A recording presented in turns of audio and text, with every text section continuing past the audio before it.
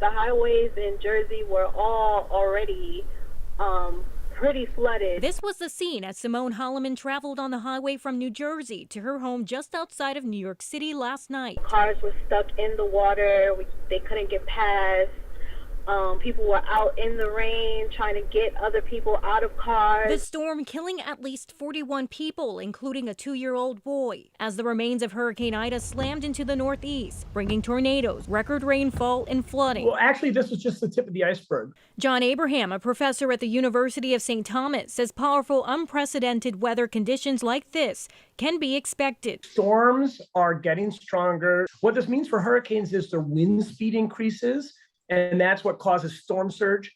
We're seeing a big increase in precipitation, so heavier rains are coming, and we're seeing the storm's diameter get bigger. Videos show cars submerged in water on highways across New York City and water pouring into subway stations. At least 4 tornadoes touched down in Pennsylvania and New Jersey, destroying homes.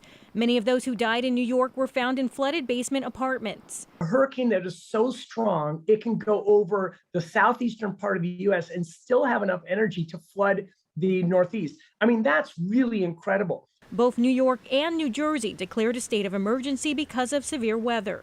While Holloman is safe back at home after hours stuck on the highway, she's thinking of all those affected by the storms. Praying for those families and hope that these people are okay.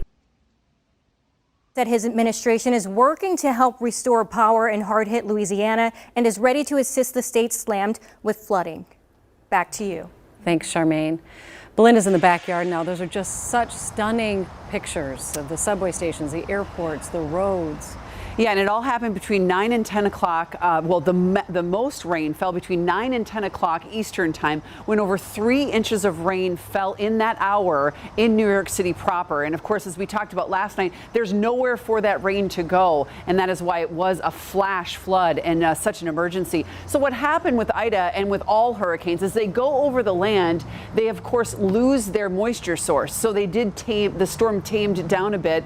But again, it was still had a lot of energy. But as it came into New England, it was actually because of the winds rotating around counterclockwise, we're able to tap into all of that Atlantic moisture. And that, along with the energy, did cause those rains to come down at such a fast clip. And also, of course, those tornadoes, which were unbelievable as that low moved through the region. So now it is moving off to the north and east, and things are quieting down at present. So this is the current shot as the rain is over Nova Scotia. And we come back home and we have